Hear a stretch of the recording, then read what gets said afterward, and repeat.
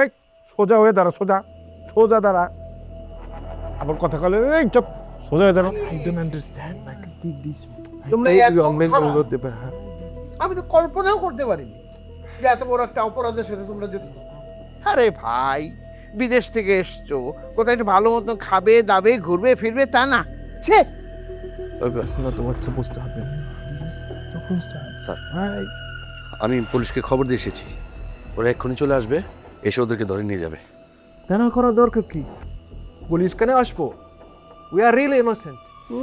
আবার বড় বড় কথা বলে, হ্যাঁ? পুলিশ কেন, থানা কেন? চুরি করে ঢুকবা, বাবুরে আবার চুরি করবা, হ্যাঁ? আবার পুলিশ কেন, থানা কেন? শিকার যা, বাবুরে কোথায় লুকাইছো? শিকার যা। I really don't understand why this is really done to us. Really don't understand. চুরি করে পালাইতেছিল তখন, কিডন্যাপ করে পালাইছে তখন খেলা ছিল না। এখন really don't understand Y. Sir ওদেরকে একটু বলেন যে আবার তুর্যকে ওরা কোথায় রেখেছে। ওর মায়ের অবস্থা ভালো না স্যার, তুর্যকে সকালের ভিতরে ওর মায়ের কাছে পৌঁছে দিতে হবে। ওরা যদি বলে তাহলে আমরা যে তুর্যকে নিয়ে আসি। বাংলা তো বসে বলতেও পারে। এই ছেলেটাকে কিডন্যাপ কেন করা হলো, তারপর বিদেশে একটা ফোন থেকে টেলিফোন করা, র্যানসাম দাবি করা, কেন এসব কেন? Believe me, we didn't kidnap child. We came here for another reason.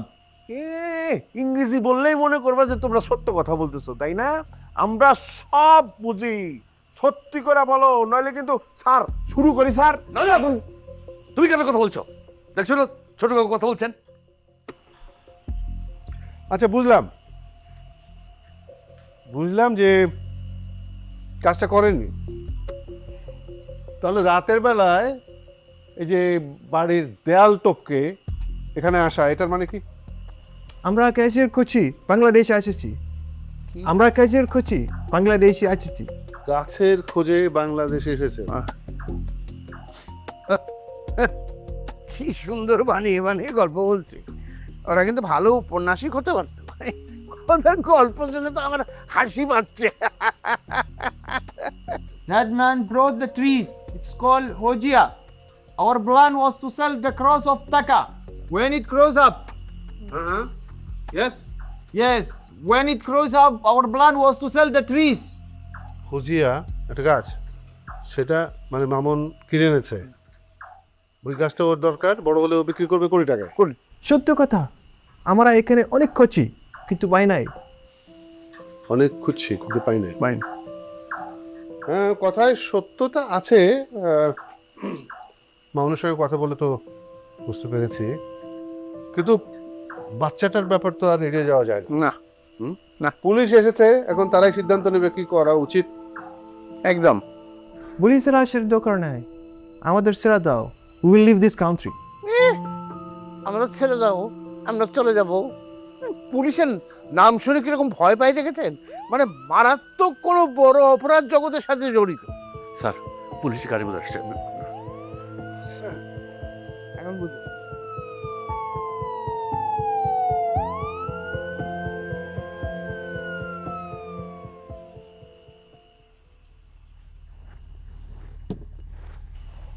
Sir, আমি তাদেরকে জিজ্ঞাসাবাদ করলাম কোথায় যাচ্ছে, কি খাচ্ছে, কি করছে, সব কিছুই জিজ্ঞাসাবাদ করলাম, কিন্তু অ্যান্সার পেলাম একটা, গাছ।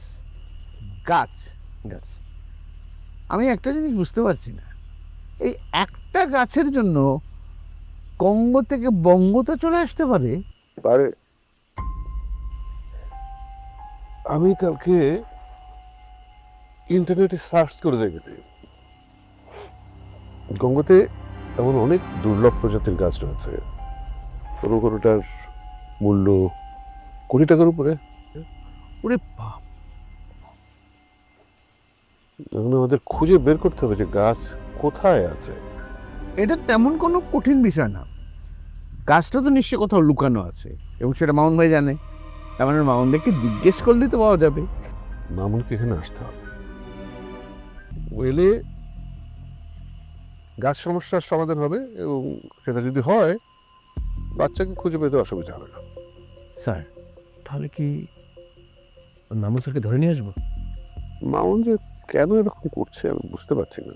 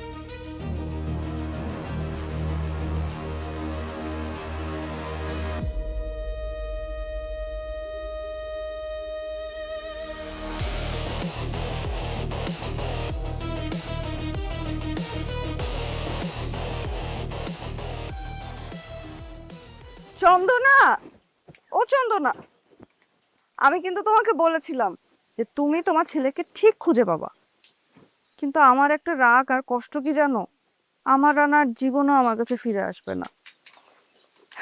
ওর সাথে মানে অন্য কোনো মেয়ের সেটিং আছে, এই জন্যই বদমাইশটা বারবার বলে যে সে আমাকে আর চায় না, আমার সাথে থাকতে চায় না, আমাকে ডিভোর্স দিতে চায়। আমি আজকে থেকে একটা ডিসিশন নিলাম যে আজকে থেকে আমি আর রানার কথা চিন্তা করব না, চিরতরে রানাকে ভুলে যাব, থাকুক বদমাইশটা বদমাইশের মতো। ভালো ডিসিশন না? আচ্ছা মিসেস নাজিয়া, আপনার সমস্যাটা কি? আমার মনে হয় কি আপনার মাথায় বা কোথাও কোনোই সমস্যা নাই, আপনি যা করেন সবই নাটক। আমি আমার ইনার ফিলিংসটা তোমার সাথে শেয়ার করলাম, আর সেটা তোমার কাছে নাটক মনে হলো? Very funny. কুহু, বলো তো আমার বাবাটা কি ঠিক আছে? হ্যাঁ, তুমি তো অনেক কিছু আগাম বলতে পারো। I hope so. এই তুমি আগাম বলতে পারো? তাহলে বলো না আমার রানা কোথায় আছে। ছোট কাকু আমাদের মাঝে উপস্থিত আছেন, কত বড় বড় সমস্যার সমাধান করেছেন উনি। এই সমস্যাটারও সমাধান হয়েই যাবে খুব শীঘ্রই, দেখা যাক। ছোট কাকু, ও ছোট কাকু, এই যে আঙ্কেল জুনিয়র, একটু এদিকে আসবেন, আপনার সাথে আমার খুব ইম্পর্টেন্ট কথা আছে।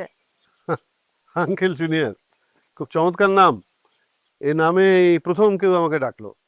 ছোট কাকু, ওই বিদেশে দুইটা লোক আমার বাবাকে কোথায় রেখেছে? আপনি কি এখনো বের করতে পারলেন না? চিন্তা করার কিছু নেই, মানে আমরা সবাই মিলে চেষ্টা করছি। আশা করি আজকের মধ্যে কিছু একটা আমি খবর পাবো। হ্যাঁ কুকি, কি কি হয়েছে? ও মনে হয় আপনাকে কিছু বলতে চায় আঙ্কেল জুনিয়র। কি হয়েছে কি?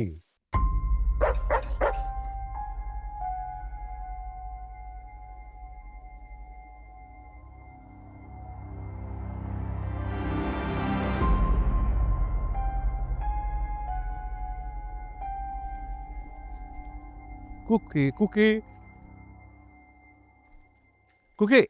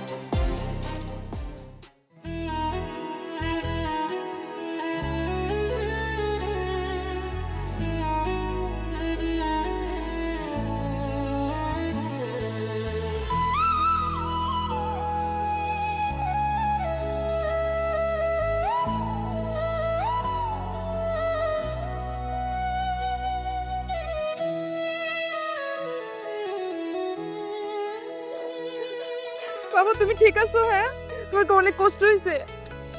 কষ্ট তো হয়েছে না, আমি সারাদিন কাটতাম আর ভাবতাম আর বুঝি মাকে দেখতে পাবো না। না বাবা, আমরা আমরা আর এই জঙ্গলে থাকবো না। হ্যাঁ, আমরা ঢাকায় চলে যাব। তাহলে আমার স্কুলের বন্ধুরা তো আমাকে মিস করবে। তোমাকে আমি ঢাকায় নিয়ে ভালো স্কুলে ভর্তি করব। হ্যাঁ, তোমার অনেকগুলো বন্ধু হবে, এখানে আর থাকার দরকার নেই। ওর বাবাটা কত কষ্ট হয়েছে। তোমার থাকতে হবে না। নাজিয়া, তুমি কি আমার উপর রাগ করছো? আমি কিন্তু তোমাকে অনেক মিস করছি, তুমি আমাকে মিস করো নাই। এই, তুমি কথা বলবা না আমার সাথে?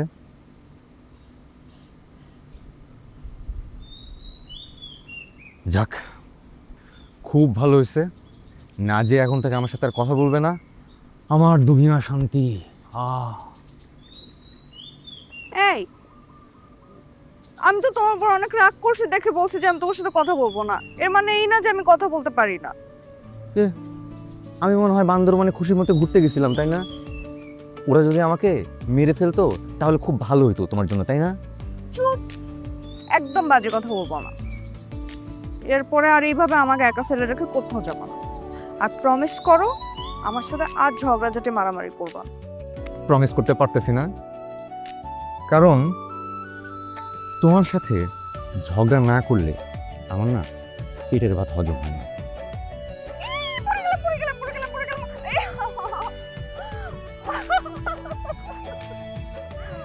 ধরো, পড়ে যাচ্ছি তো।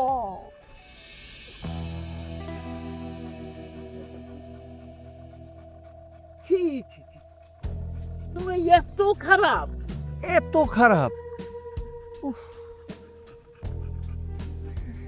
ছোট কাকু, আমি আগেই বলেছিলাম আপনি আবারও একটা রহস্য সমাধান করবেন, হলো তো? হ্যাঁ, রহস্যের সমাধান করা গেছে, কিন্তু আমি একা না। এই রহস্যের সমাধানের সবচাইতে বেশি ভূমিকা যার, সে হচ্ছে Mister Cookie. Miss Cookie. Sorry Miss Cookie. শোনো, একটা রহস্য সমাধান তো করেছি, আর একটা রহস্যের সমাধান এখন আমি করতে চলেছি। আবার কি রহস্য?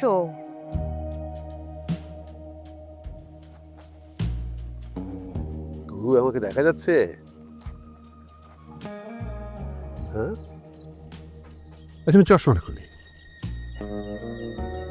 হ্যাঁ, এবার দেখি, দেখাও সোজা। দেখা যায় আমাকে? চমৎকার অভিনয় করো তুমি। অন্ধের ভূমিকায় অভিনয়। ছোট কাকু, আপনি এটা কিভাবে বুঝলেন?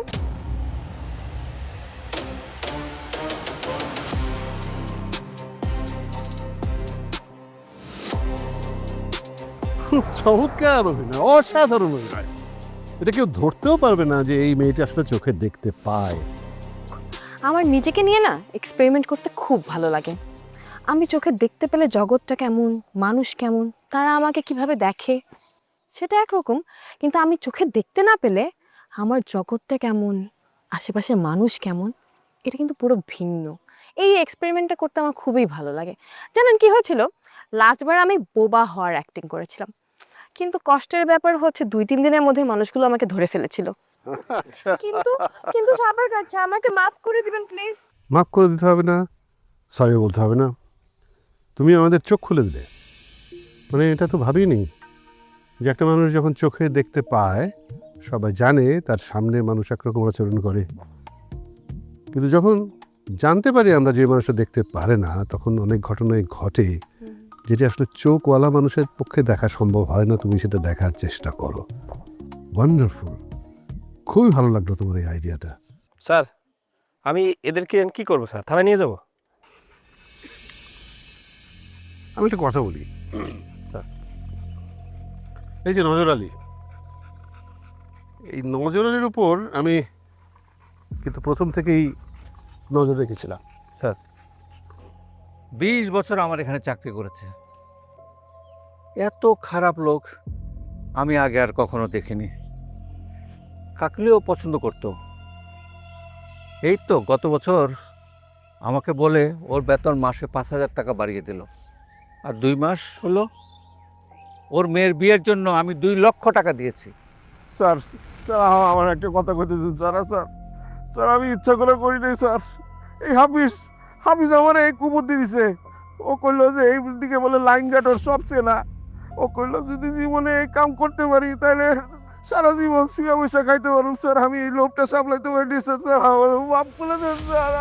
কোনো মাপ নাই, কোনো মাপ নাই অফিসার। স্যার আমি এদের বিরুদ্ধে কঠিন মামলা করব, যাতে ওরা ওদের প্রাপ্য শাস্তিটা পায়। এই দুজনকে আমার আগে থেকেই সন্দেহ হয়েছিল। আজকের আমি এদেরকে নিয়ে থানায় এমন অবস্থা করব, শুধু সাউন্ড হবে বাবারে মাগরে। বেলায়েত, স্যার অনেকদিন আপনি এই কাজের মধ্যে আছেন, আপনাকে আমার বলা দরকার যে কিভাবে আসলে এই নজরালিকে শনাক্ত করা গেল। স্যার ওই সিসিটিভি ক্যামেরা তো নষ্ট স্যার। আর আমি 100% শিওর স্যার এই কামটা ওই লোকটাই করছে স্যার। স্যার ওই স্যার তো ঢাকা গেছে টাকা আনতে। মামুন স্যার যে টাকা আনতে ঢাকা গেছে, এটা তুমি কি করে জানলে? তুমি টাকা আনতে শহরে গেছো কি করে জানলে? নজরালি, তোমাকে নিয়ে আমার ডায়েরিতে আমি 20 পৃষ্ঠা লিখেছি। আর ওই যে সিসিটিভি ফুটেজ সব আছে, কিন্তু ওইটুকু নেই কেন? ও সামহাও ওইটা ওই অংশটুকু নষ্ট করেছে। স্যার এই যে বিদেশি দুজন আছে স্যার, এই ভদ্রলোক দুজন কি করবো স্যার এখন? দেখলে তো আমরা কিছু করি নাই, আমরা শুধু গাছ নিতে আসছিলাম। গাছ গাছ গাছ গাছ গাছ গাছ এই যে এই গাছের জন্য দুজনে কঙ্গ থেকে বঙ্গ এলো, সেই গাছটা দেখার তো লোভ সামলাতে পারছি না মামুন ভাই। এটা কিন্তু দেখাতেই হবে। অবশ্যই এরকম মূল্যবান গাছ আমি অবশ্যই তোমাদের সবাইকে দেখাবো। চলো যাই দেখি। চলো।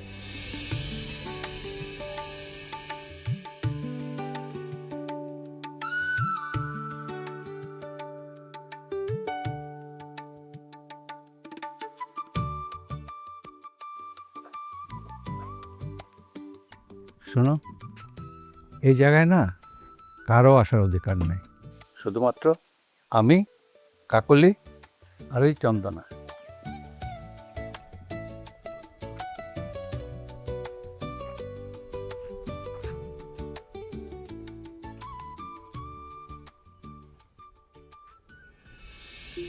সেই কঙ্গ থেকে এতটুকুন একটা চারা গাছ এনেছিলাম, দেখো এর মধ্যে কত বড় হয়ে গেছে। আর কিছুদিন পর আরেকটু বড় হলে ওই মাটিতে নিয়ে পুঁততে হবে। হ্যাঁ, আমি তাই দেখে মনে হচ্ছে যে চন্দনা, থ্যাংক ইউ ভেরি মাচ গাছটা টেক কেয়ার করার জন্য। জি স্যার, থ্যাংক ইউ। আপনি আর ম্যাডাম মিলে এই গাছটা কঙ্গো থেকে এনেছেন, আমাকে দায়িত্ব দিয়েছেন দেখভাল করার। আমি কি করে না করি স্যার এটা। দেখে মনে হচ্ছিল মানে যে বাদ্যযন্ত্র বানানো হয় গাছটা দিয়ে, সে অনেক বড় হবে গাছটা। দেখতে কি সাধারণ, but very special. Very special. এই গাছটা আমার কাছে ছাড়া বাংলাদেশে আর কারো কাছে নেই।